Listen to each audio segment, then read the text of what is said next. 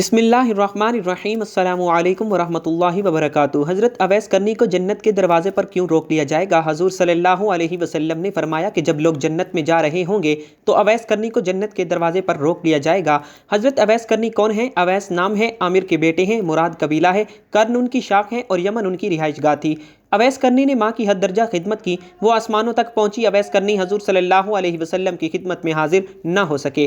حضرت جبرائیل علیہ السلام حضور کے پاس پہنچے اور ان کی بات کو حضور نے بیان کیا، کیونکہ حضور صلی اللہ علیہ وسلم دیکھ رہے تھے کہ آئندہ آنے والی نسلیں اپنی ماؤں کے ساتھ کیسا سلوک کریں گی۔ ایک سائل نے سوال کیا، یا رسول اللہ قیامت کب آئے گی؟ تو آپ صلی اللہ علیہ وسلم نے ارشاد فرمایا، مجھے نہیں معلوم کب آئے گی۔ تو سائل نے کہا، حضور کوئی نشانی تو بتا دیں۔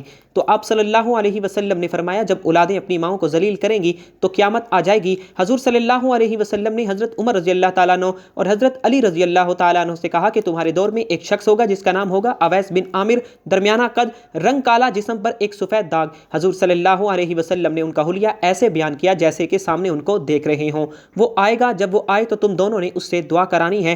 حضرت عمر رضی اللہ تعالیٰ عنہ اور حضرت علی رضی اللہ تعالیٰ عنہ کو اویس کرنی کی دعاؤں کی ضرورت نہیں تھی، یہ صرف امت کو پیغام پہنچانے کے لیے ہے کہ ماں کا کیا مقام ہے۔ حضرت عمر فاروق رضی اللہ تعالیٰ عنہ حیران ہو گئے اور سوچنے لگے کہ حضور صلی اللہ علیہ وسلم کیا کہہ رہے ہیں کہ ہم اویس سے دعا کروائیں۔ تو حضور صلی اللہ علیہ وسلم نے فرمایا، عمر، علی، اویس نے ماں کی خدمت اس طرح سے کی ہے کہ جب وہ ہاتھ اٹھاتا ہے تو اللہ کو اس کی دعا کو خالی نہیں جانے دیتا۔ حضرت عمر فاروق رضی اللہ تعالیٰ عنہ 10 سال خلیفہ رہے، 10 سال انہوں نے حج کیا، لیکن انہیں اویس نہ ملے۔ آخرکار ایک دن سارے حاجیوں کو اکٹھا کر لیا اور کہا کہ تمام حاجی کھڑے ہو جائیں۔ آپ رضی اللہ تعالیٰ عنہ کے حکم پر تمام حاجی کھڑے ہو گئے۔ پھر آپ رضی اللہ تعالیٰ عنہ نے کہا کہ سب بیٹھ جاؤ، صرف یمن والے کھڑے رہو۔ تو سب بیٹھ گئے اور یمن والے کھڑے رہے۔ پھر کہا یمن والے سارے بیٹھ جاؤ، صرف مراد قبیلہ کھڑا رہے۔ پھر انہوں نے کہا کہ مراد والے سب بیٹھ جاؤ، صرف کرن والے کھڑے رہو۔ تو مراد قبیلے والے سب بیٹھ گئے، صرف ایک آدمی باقی بچا اور حضرت عمر فاروق رضی اللہ تعالیٰ عنہ نے کہا کہ کیا تم کرنی ہو؟ تو اس شخص نے کہا کہ ہاں میں کرنی ہوں۔ تو حضرت عمر فاروق رضی اللہ تعالیٰ عنہ نے کہا کہ اویس کو جانتے ہو؟ اس شخص نے کہا ہاں میں جانتا ہوں، وہ میرے بھائی کا بیٹا ہے اور میرا سگا بھتیجا ہے، اس کا دماغ ٹھیک نہیں رہتا، تھوڑا پاگل سا ہے، کیوں آپ رضی اللہ تعالیٰ عنہ کیوں پوچھ رہے ہیں؟ تو حضرت عمر فاروق رضی اللہ تعالیٰ عنہ نے کہا کہ مجھے تو تیرا دماغ صحیح نہیں لگ رہا۔ آپ نے پوچھا کہ وہ کدھر ہے؟ تو اس نے کہا کہ آیا ہوا ہے۔ پوچھا وہ کہاں گیا ہے؟ تو اس نے کہا کہ وہ عرفات گیا ہے اونٹ چرانے کے لیے۔ آپ رضی اللہ تعالیٰ عنہ نے حضرت علی رضی اللہ تعالیٰ عنہ کو ساتھ لیا اور عرفات کی طرف چل پڑے۔ جب وہاں پہنچے تو دیکھا کہ اویس کرنی درخت کے نیچے نماز پڑھ رہے ہیں اور اونٹ چاروں طرف چر رہے ہیں۔ انہیں نماز پڑھتا دیکھ کر حضرت علی رضی اللہ تعالیٰ عنہ اور حضرت عمر فاروق رضی اللہ تعالیٰ عنہ بھی درخت کے نیچے بیٹھ گئے اور حضرت اویس کرنی کی نماز ختم ہونے کا انتظار کرنے لگے۔ جب حضرت اویس کرنی نے محسوس کیا کہ وہ آدمی آئے ہوئے ہیں تو انہوں نے نماز مختصر کر دی، سلام پھیرا تو حضرت عمر فاروق رضی اللہ تعالیٰ عنہ نے پوچھا کون ہو بھائی؟ تو کہا جی میں مزدور ہوں، اسے خبر نہیں کہ یہ کون ہے۔ تو حضرت عمر فاروق رضی اللہ تعالیٰ عنہ نے کہا کہ تیرا نام کیا ہے؟ تو اویس کرنی نے کہا کہ میرا نام اللہ کا بندہ ہے۔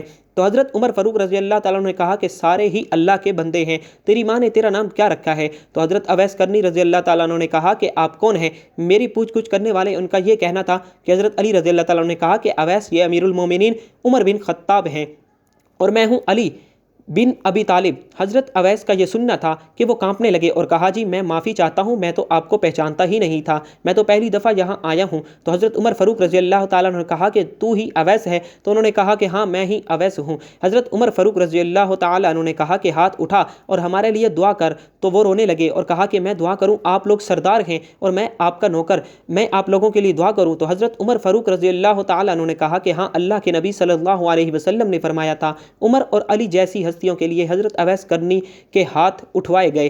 کس لیے؟ اس کے پیچھے جہاد نہیں، تبلیغ نہیں، تصوف نہیں، تہجد نہیں، ہر وقت سجدے میں نہیں پڑے رہتے، اس کے پیچھے صرف اور صرف ماں کی خدمت ہے۔ جب لوگ جنت میں جا رہے ہوں گے تو حضرت اویس کرنی بھی چلیں گے، اس وقت اللہ تعالیٰ فرمائیں گے کہ باقیوں کو جانے دو، اویس کرنی کو روک لو۔ اس وقت حضرت اویس کرنی پریشان ہو جائیں گے اور کہیں گے کہ اے اللہ آپ نے مجھے دروازے پر کیوں روک لیا؟ تو مجھ سے اس وقت اللہ تعالیٰ فرمائیں گے پیچھے دیکھو۔ جب پیچھے دیکھیں گے تو پیچھے کروڑوں اربوں کی تعداد میں جہنمی کھڑے ہوں گے۔ اللہ تعالیٰ فرمائے گا کہ اویس تو اپنی انگلی کا اشارہ کرتا جا، تیری انگلی کے اشارے کے نیچے جتنے لوگ آئیں گے میں ان کو تیرے طفیل بخش دوں گا۔ یہ تھا ماں کی خدمت کا مرتبہ اور مکان۔ حضرت اویس کرنی کو حضور صلی اللہ علیہ وسلم کی ذات سے والہانہ عشق تھا، یہی وجہ थी کہ حضور فرمایا کرتے تھے کہ یمن کی طرف سے مجھے محبت کی خوشبو آتی ہے کیونکہ وہاں میرا دوست اویس کرنی رہتا ہے۔ آپ نے فرمایا کہ قیامت کے روز حق تعالیٰ 70,000 فرشتے پیدا کریں گے جن کی اشکال خواجہ اویس کرنی کے جیسی ہوگی اور ان کے جلوس میں خواجہ صاحب کی بہشت کی طرف لے جایا جائے گا۔ ساری کائنات یہ منظر دیکھے گی مگر کوئی شخص پہچان نہیں پائے گا کہ اصل خواجہ اویس کرنی کون ہے۔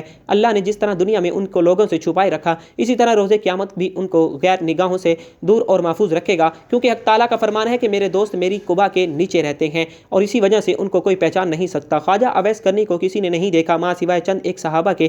حضرت اویس کرنی اسلام آنے سے پہلے ہی اس دنیا میں تشریف لا چکے تھے۔ بچپن ہی میں آپ والد کی شفقت سے محروم ہو گئے، اس لیے ان کو بچپن ہی میں محنت مزدوری کرنا پڑی۔ آپ لوگوں کی اونٹ اجرت پر چرایا کرتے تھے اور اس اجرت سے اپنا اور اپنی ضعیف اور نابینا والدہ کا پیٹ پالا کرتے تھے۔ ان کے علاوہ جو تھوڑی سی رقم بچ جاتی تھی ان کو لوگوں میں تقسیم کر دیا کرتے تھے۔ آپ کی زندگی کے شب و روز اسی طرح گزر رہے تھے کہ یمن تک اسلام کے نام لیوا پیدا ہو گئے۔ حضرت اویس کرنی کو حضور صلی اللہ علیہ وسلم کے متعلق خبر ملی تو آپ فوراً اسلام لے آئے۔ آپ کے اندر نور ہدایت کی شمع تو خدا نے پہلے سے ہی روشن کر رکھی تھی۔ اعلان نبوت ارشاد اسلام نے اس شمع ہدایت کو جلا بخشی۔ آپ رسول اللہ صلی اللہ علیہ وسلم کے دیوانے اور شیدائی بن گئے۔ آپ صلی اللہ علیہ وسلم فرماتے ہیں کہ اویس کرنی کو اسلام کی دولت سے اللہ نے خود روشناس کرایا ہے اور یہ خدا کی رحمت اور فضل کا اعجاز ہے کہ وہ میرا نادیدہ عاشق صادق بن گیا۔ حضرت کو قرب رسول اور نگار حبیب کا بڑا اشتیاق تھا مگر آپ کو چشم باطنی کے اشارے سے حضرت صلی اللہ علیہ وسلم نے مدینے آنے سے روکے رکھا۔ اس کی دو وجوہات تھیں، ایک تو خواجہ صاحب کی والدہ ضعیف اور بصارت سے محروم تھی، انہیں اکیلا چھوڑ کر آنا ناممکن تھا، دوسرا ان پر ہر وقت جذب طاری رہتا تھا۔ اس وجہ سے آپ صلی اللہ علیہ وسلم نے خواجہ صاحب کو حکم دیا کہ آپ ہر وقت میرے چشم باطن کے سامنے ہیں، لہٰذا آپ مدینے آنے کی بجائے اپنی والدہ کی خدمت میں ہمہ تن مصروف رہیں۔ غزوہ احد میں کفار کے حملے سے آپ کے وہ دانت شہید ہو گئے تو تمام مسلمانوں کی اس بات کا بہت صدمہ ہوا، مگر جس عاشق رسول نے صدمے کو حقیقی شکل میں محسوس کیا اس کو دنیا حضرت خواجہ اویس کرنی کے نام سے جانتی ہے۔ آپ فرماتے ہیں کہ مجھے جب معلوم ہوا کہ میرے آقا سردار دو عالم کے دو دانت مبارک شہید ہو گئے ہیں تو مجھے یہ بالکل معلوم نہ تھا کہ آپ کے کون سے دانت مبارک شہید ہو گئے، مگر آپ کی موافقت نے مجھے بے چین کر دیا۔ میں نے پہلے ایک دانت توڑا، پھر مجھے خیال ہوا کہ شاید یہ والا دانت نہ ٹوٹا ہو، پھر دوسرا توڑا، پھر تیسرا توڑا۔ غرض یہ کہ جو جنون موافقت شدت اختیار کرتا گیا میں دانت توڑتا چلا گیا حتیٰ کہ سارے دانت توڑ ڈالے۔ اللہ کو اپنے محبوب کے اس عاشق دلگیر کی یہ ادا بڑی پسند آئی اور اس کے لیے کیلے کا درخت پیدا کیا، کیونکہ ٹوٹے دانتوں کے ساتھ سوائے نرم غذا کے لوگوں کے لیے اور کوئی چیز کھانا ممکن نہیں تھا۔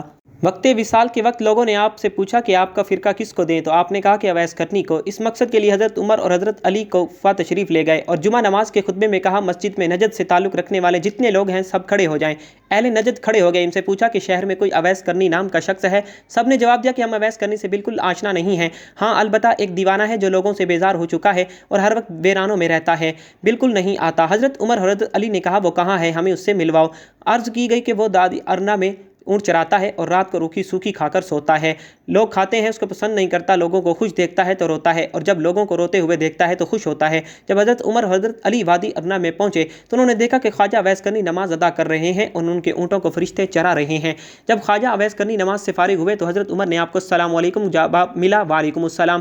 حضرت علی نے آپ سے نام پوچھا، جواب دیا کہ میرا نام اللہ کا بندہ ہے۔ حضرت عمر نے کہا کہ اللہ کے بندے تو ہم سب ہیں، آپ اپنا خاص نام بتائیں۔ خواجہ صاحب بولے کہ میرا نام اویس ہے۔ حضرت عمر نے ان کا ہاتھ پکڑ کر وہ نشان دیکھا جس کے متعلق حضور صلی اللہ علیہ وسلم نے ذکر فرمایا تھا کہ وہ نشان اویس کی شناخت کی علامت ہوگا۔ حضرت عمر نے جب وہ نشان علامت خواجہ اویس کے ہاتھ پر دیکھا تو ان کے ہاتھ کو بوسہ دیا اور کہا اے اویس کرنی، رسول اللہ صلی اللہ علیہ وسلم نے آپ کو سلام بھیجا ہے اور ساتھ یہ من کا بھی عنایت فرمایا اور وصیت فرمائی کہ آپ امت محمدیہ کی بخشش کے لیے دعا کریں۔ حضرت اویس کرنی نے فرمایا اے عمر اور علی، آپ لوگ حضرت صلی اللہ علیہ وسلم کے رفیق خاص ہیں اور مجھ سے اولا ہیں، دعا تو آپ لوگ کریں گے کیونکہ آپ کا مرتبہ خدا کی دربار میں بہت بلند ہے۔ حضرت عمر حضرت علی یک زباں ہو کر بولے ہم تو دعا کرتے ہیں مگر آپ باوصیت رسول اللہ صلی اللہ علیہ وسلم امت مسلمہ کے لیے دعا فرمائیں۔ خواجہ اویس کرنی نے پھر کہا اے عمر اور علی، ہو سکتا ہے وہ کوئی اور ہو جس کا ذکر محبوب خدا نے فرمایا ہو۔ حضرت عمر نے فرمایا کہ اے اویس، رسول اللہ صلی اللہ علیہ وسلم نے آپ کے متعلق وہ دو نشان بتائے تھے، وہ دونوں نشان آپ کے پاس موجود ہیں، لہٰذا ہماری پہچان شناخت اور پہنچ بالکل درست ہے۔ اس نے حضرت عمر حضرت علی سے کہا کہ لائیے وہ فرقہ مجھے عطا کیجیے تاکہ میں حسب حکم آقا دعا کروں۔ جب ان کو فرقہ دیا گیا تو حضرت عمر حضرت علی سے کچھ فاصلے پر چلے گئے اور زمین پر سجدہ ریز ہو کر بارگاہ الہی میں عرض کی اے خداوند عالم، میں اس وقت تک یہ فرقہ نہ پہنچوں گا جب تک تو سرور عالم کی ساری امت کو میری سفارش پر بخش نہ دے گا، کیونکہ پیغمبر اسلام نے یہ منقبہ مجھے عطا کیا ہے اور فاروق اور مرتضیٰ نے مجھ تک پہنچانے کی فرائض سر انجام دیے ہیں۔ اب تیرا کام ہے تو میری دعا سن لے اور قبول کر لے۔ اللہ نے فرمایا اب ایس ہم نے تیری دعا کی برکت برکت سے چند لوگوں کو تیری سفارش پر بخش دیا ہے۔ آپ نے پھر عرض کی یا باری تعالیٰ جب تک تو سب کو نہیں بخشے گا میں یہ فرقہ نہیں پہنوں گا۔ حکم ہوا میں نے کئی ہزار فرد بخش دیے۔ عرض کی مولا میں سب کو بخشوانا چاہتا ہوں۔ ابھی یہ بات چل رہی تھی کہ حضرت عمر حضرت علی آپ کے قریب چلے گئے۔ آپ دونوں کو خواجہ اویس کرنی نے کہا کہ آپ لوگ یہاں کیوں آ گئے؟ میرا اور خدا کا سلسلہ جاری تھا، آپ لوگوں کی آمد نہ ہوتی تو میں اس وقت تک یہ فرقہ نہیں پہنتا تھا جب تک میں اپنے آقا کی ساری امت کو نہ بخشوا لیتا، اور مجھے پورا یقین تھا کہ حق تعالیٰ نے میری سفارش پر حضور کی امت کے ہر فرد کو بخش دینا تھا۔ مشہور صحابی حضرت ربیع رضی اللہ تعالیٰ عنہ کہتے ہیں جب میں خواجہ اویس کرنی کی زیارت کو گیا تو میں نے انہیں فجر کی نماز میں مشغول پایا۔ نماز سے فارغ ہوئے تو آپ نے درود و وظائف میں مصروف ہو گئے، یہاں تک کہ ظہر کا وقت آ گیا۔ پھر یہ کہ بعد دیگر تمام نمازوں اور ذکر الہی میں ایسے مگن ہوئے کہ ساری رات گزر گئی، میں ان کا بغور مشاہدہ کرتا رہا۔ اس طرح 3 دن گزر گئے۔ میں حیران رہ گیا کہ ان 3 دنوں اور راتوں میں حضرت نے کچھ نہ کھایا نہ پیا بلکہ عبادت میں مشغول رہے اور لمحہ بھر کے لیے بھی آرام نہیں کیا۔ چوتھی رات آپ تھوڑی دیر کے لیے سوئے اور کچھ کھانا بھی کھایا، پھر استغفار کرنے لگے، یا الہی میں تجھ سے پناہ مانگتا ہوں میں نیند اور بھوک کے غلبے میں مبتلا ہو گیا۔ حضرت ربیع کہتے ہیں خواجہ اویس کرنی نے راتوں کی تقسیم کی ہوئی تھی، ایک رات میں سجدہ کرتے تو پوری رات سجدے میں ہی گزار دیتے، اور اگر رکوع کرتے تو ساری رات رکوع کی حالت میں رہتے، کسی رات کو قیام کی حالت میں رہتے، غرض یہ کہ ہر رات کو دوسری رات کی طرح زندہ رکھتے تھے۔ خواجہ اویس کرنی کو حضرت عمر نے پیغام بھیجا کہ اگر آپ کی اجازت ہو تو کوفہ کے گورنر کو خط لکھو کہ وہ آپ کا خاص خیال رکھے۔ خواجہ صاحب نے جواب دیا کہ میں خصوصیت کے ساتھ زندگی بسر کرنے کے سخت خلاف ہوں، میرا ہاتھ حاجت رواں کے ہاتھ میں ہے، مجھے تو بس یاد الہی سے غرض ہے، وہ میں کر رہا ہوں اور کوئی چیز درکار نہیں۔ اس کے بعد آپ نے کوفہ بھی چھوڑ دیا اور کسی اور علاقے میں نکل گئے جہاں آپ کو کوئی تلاش نہ کر سکے۔ ایک دفعہ کا واقعہ ہے کہ حضرت اویس کرنی کو آپ صلی اللہ علیہ وسلم کے دیدار کا شوق اس قدر پیدا ہوا کہ انہوں نے مدینے آنے کا ارادہ کیا۔ اب ادھر ادھر انہوں نے ارادہ کیا، ادھر آپ صلی اللہ علیہ وسلم کی کسی غزا میں شرکت کرنے کے لیے مدینے سے باہر جانا پڑا، لیکن آپ صلی اللہ علیہ وسلم نے حضرت عائشہ سے فرمایا کہ میرے جانے کے بعد شاید کوئی مہمان یہاں آئے تو اس کی خوب خاطر مدارت کی جائے اور ہر طرح سے خیال رکھا جائے، کیونکہ وہ بڑا ہی پارسا انسان ہے، اور میرے آنے تک اس کو روکنے کی کوشش کی جائے، اگر وہ نہ رکنا چاہے تو مجبور نہ کیا جائے، مگر اس کی شکل و صورت یاد رکھی جائے۔ یہ ہدایت دے کر رسالت مآب غزوہ میں شرکت کے لیے روانہ ہو گئے۔ بعد میں خواجہ اویس کرنی مدینہ تشریف لائے، ان کو جب پتہ چلا کہ حضور سرور کائنات اس وقت میں نہیں ہیں تو انہوں نے اسی وقت واپسی کا فیصلہ کیا۔ ان کو روکنے کی بڑی کوشش کی گئی مگر وہ نہ رکے اور نہ ہی کسی قسم کی خاطر کروائی، بس واپس لوٹ گئے۔ جب آپ صلی اللہ علیہ وسلم مدینہ واپس تشریف لائے تو آتے ہی انہوں نے حضرت عائشہ صدیقہ رضی اللہ تعالیٰ عنہا سے سوال کیا کیا کوئی مہمان آیا تھا؟ تو ام المومنین نے عرض کی اے اللہ کے رسول، ایک شخص جو کہ یمن سے آیا تھا، اس کی شکل صورت چرواہوں کی جیسی تھی، آپ کو نہ پا کر وہ ایک لمحہ بھی یہاں نہیں ٹھہرا اور چلا گیا۔ آپ علیہ الصلوۃ والسلام بولے کہ عائشہ پتہ ہے وہ کون تھا؟ عرض کی کہ حضور میں بالکل نہیں جانتی۔ فرمایا کہ وہ اویس کرنی تھا جو میرے دیدار کے لیے یہاں آیا تھا اور دیدار کی حسرت دل ہی میں لے کر واپس چلا گیا، اور وہ ٹھہر بھی نہیں سکتا تھا کیونکہ اس کی ایک والدہ ہے جو بوڑھی ہے اور آنکھوں سے معذور ہے اور اس کی دیکھ بھال کرنے والا کوئی نہیں ہے، اس لیے اس کی ہر حال میں واپس جانا تھا۔ اور یہ وہ شخص ہے جو کہ خدا اور اس کے رسول کا سچا چاہنے والا ہے، جس کو صرف ذکر الہی سے غرض ہے اور وہ کسی چیز سے نہ مرعوب ہے نہ متاثر۔ اویس کرنی میرا عاشق ہے اور اللہ اس سے محبت کرتا ہے۔ حضرت عائشہ نے جب یہ باتیں سنی تو اس کی خواجہ اویس کرنی کے مقام پر رشک آنے لگا اور فرمانے لگی اے خدا کے حبیب، وہ شخص واقعی کسی قدر عظیم ہوگا جس کے زہد و تقوی اور عبادت دو ریاضت کی تعریف خدا اور اس کا محبوب کرے۔ مشہور تابعی حضرت حرم بن حیان رضی اللہ تعالیٰ عنہ کی ایک بار خواجہ اویس کرنی سے ملاقات ہوئی اور اپنی ملاقات کچھ اس طرح بیان کرتے ہیں خواجہ اویس کرنی کوفہ میں مقیم تھے، میں نے آپ کی تعریف سنی، ملاقات کا شوق ہوا اور میں ان کی زیارت کے لیے کوفہ پہنچا۔ لوگوں نے بتایا کہ وہ ریائے فرات پر ملیں گے۔ میں دریا کے کنارے پر پہنچا تو دیکھا کہ ایک شخص تنہا بیٹھا دوپہر کے وقت وضو کر رہا ہے، کپڑے دھو رہا تھا۔ اویس کرنی کے آسان چکا تھا اس لیے فوراً ہی پہچان گیا، اور ان کا جسم فربا اور رنگ گندمی تھا، سر منڈا ہوا تھا اور داڑھی گھنی تھی، بدن پر بہت بال تھے اور چہرہ بہت بڑا تھا، صوفہ کا پاجامہ پہنے ہوئے تھے اور صوف کی ایک چادر جسم پر تھی۔ تو میں قریب پہنچ کر سلام کیا، انہوں نے جواب دیا اور میری طرف دیکھ کر کہا اے اللہ تمہیں سلامت رکھے۔ تو میں نے مصافحے کے لیے ہاتھ بڑھایا لیکن انہوں نے مصافحہ کرنے سے گریز کیا اور اپنے پہلے الفاظ دہرائے کہ اللہ تمہیں سلامت رکھے۔ مجھے ان کی حالت پر بڑا ترس آیا اور میری آنکھوں سے آنسو بہنے لگے۔ جب میں نے حسرت بھرے لہجے میں کہا اویس خدا تم پر رحم کرے اور تمہاری مغفرت فرمائے، تو وہ بھی رونے لگے اور مجھ سے مخاطب ہو کر فرمایا کہ حرم بن حیان خدا تم پر رحم کرے، میرے بھائی تمہارا کیا حال ہے؟ تمہیں میرا نام پتہ کس نے بتایا؟ میں نے عرض کیا خدا نے، مگر اویس یہ تو بتاؤ کہ تمہیں میرا اور میرے باپ کا نام کیسے معلوم ہوا؟ اس سے پہلے نہ میں نے تمہیں دیکھا ہے اور نہ تم نے مجھے۔ حضرت اویس نے جواب دیا کہ تمہارا نام مجھے اس نے بتایا ہے جس کے علم و خبر سے کوئی چیز باہر نہیں۔ میری روح نے تمہاری روح کی طرف توجہ کی اور میری روح نے تمہاری روح کو پہچان لیا۔ مومن کی روحیں ایک دوسرے کو پہچان لیتی ہیں۔ میں نے عرض کی رسول اللہ صلی اللہ علیہ وسلم کی کوئی حدیث مبارک سنا تاکہ میں اسے یاد کر لوں۔ حضرت اویس کرنی نے فرمایا کہ میں نے سرکار دو عالم صلی اللہ علیہ وسلم کی شرف صحبت حاصل نہیں کی، البتہ حضور صلی اللہ علیہ وسلم کے صحابہ کرام کو دیکھنے کی سعادت نصیب ہوئی ہے، اور تم لوگوں کی طرح ان کی زبان سے میں نے بھی حضور کی احادیث سنی ہے، لیکن میں میں اپنے اوپر یہ دروازہ کھول کر محدث، مفتی اور قاضی کہلانا پسند نہیں کرتا، مجھے خود اپنے نفس کے بہت سے کام ہیں۔ یہ کہہ کر وہ میرا ہاتھ پکڑ کر چومنے لگے۔ میں نے درخواست کی کہ پھر قرآن حکیم کی ہی کچھ آیات سنا دیجیے، میرے دل میں آپ کی زبان سے قرآن سننے کا بے حد اشتیاق ہے، میری آپ سے محبت و عقیدت خدا کے لیے ہے، میرے لیے دعا فرمائیے اور کچھ وصیتیں کیجیے۔ میری درخواست سن کر اویس کرنی نے اعوذ باللہ من الشیطان الرجیم پڑھا اور چیخ مار کر رونے لگے۔ پھر فرمایا میرے رب کا ذکر بلند ہے، اس کا قول سب سے سچا ہے، اس کا کلام سب سے اچھا ہے۔ یہ کہہ کر انہوں نے قرآن کی کچھ آیات تلاوت کی اور بے ہوش ہو گئے۔ ہوش میں آئے تو فرمایا حرم بن حیان تمہارا باپ مر گیا، ان قریب تم کو بھی مرنا ہے، کیا خبر جنت میں جائیں یا دوزخ میں؟ ابن حیان آدم فوت ہو گئے، ہوا فوت ہو گئی، محمد رسول اللہ فوت ہو گئے، ابوبکر صدیق فوت ہو گئے، ابن حیان میرے بھائی عمر بن خطاب فوت ہو گئے۔ اور یہ کہہ کر انہوں نے مغفرت کی دعا کی۔ اس وقت حضرت عمر فاروق رضی اللہ تعالیٰ عنہ زندہ تھے، اس لیے میں نے کہا کہ خدا آپ پر رحم کرے۔ عمر بن خطاب رضی اللہ تعالیٰ عنہ تو ابھی فوت نہیں ہوئے۔ فرمایا ہاں جو کچھ میں نے کہا ہے کہ تم اس کو سمجھو تو خود جان جاؤ گے، میں اور تم بھی مردہ ہیں، ہونے والی بات ہو چکی ہے۔ اس کے بعد حضرت اویس کرنی نے سرکار دو عالم صلی اللہ علیہ وسلم پر درود بھیجا، کچھ اور دعائیں پڑھی اور فرمایا کہ حرم بن حیان میری وصیت یہ ہے کہ کتاب اللہ کو مضبوطی سے پکڑو، اہل اللہ کی صحبت اختیار کرو اور نبی اکرم صلی اللہ علیہ وسلم پر ہمیشہ درود و سلام بھیجتے رہو۔ میں نے اپنی اور تمہاری موت کی خبر دے دی، آئندہ کسی سعادت موت سے غافل نہ رہنا، واپس جا کر اپنی قوم کو بھی نصیحت کرنا اور ڈرنا، اور خبردار جماعت کا ساتھ کبھی نہیں چھوڑنا ورنہ بے دین ہو جاؤ گے اور قیامت میں آتش دوزخ کا ایندھن بننا پڑے گا۔ پھر انہوں نے دعا کی الہی یہ شخص کہتا ہے کہ اس کو تیرے لیے مجھ سے محبت ہے اور اس نے تیرے ہی لیے مجھ سے ملاقات کی، اس لیے سے خدا مجھے توفیق دے کہ میں جنت میں اس کا چہرہ پہچان جاؤں اور دارالاسلام میں میری اس کی ملاقات ہو۔ وہ دنیا میں جہاں کہیں بھی ہے اس کو اپنے حفظ و امان میں رکھنا، اس کو اپنی نعمتوں کا شکر گزار بنا اور اس کو جزائے خیر دے دے۔